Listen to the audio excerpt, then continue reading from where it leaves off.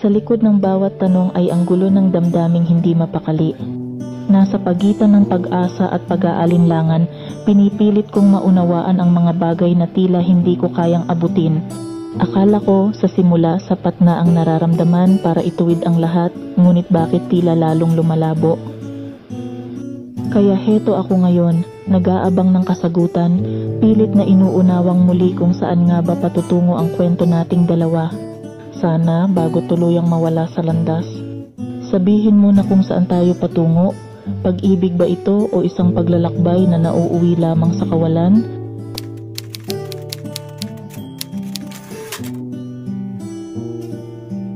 Nakapikit ang malulungkot na mga mata habang nagwawala ang damdaming nababahala.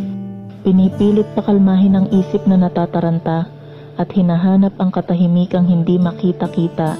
Akala ko nung naramdaman ko na ang lahat sa'yo, totoo na ito at hindi na lang isang biro. Pero napansin ko, bakit ganun pa rin ang labo?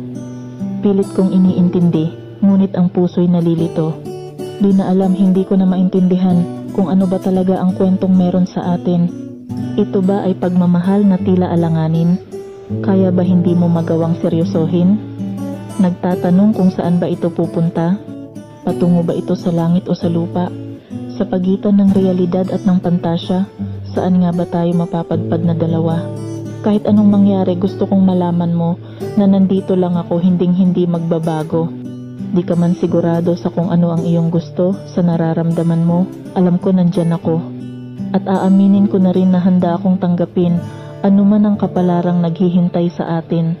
Kung saan man tayo dadalhin, aking yayakapin, kahit anong pagbabago aking sasalubungin.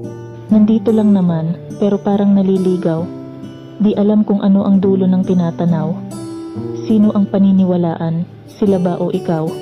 Dapat pa bang kumapit o tama lang bumitaw? Kaya naman sabihin mo na sa harap ko. Aminin kung totoong mahal mo ba ako. Dahil di na makatulog ang puso'y gulong-gulo. Sa kakaisip kung ano na ba ang meron tayo.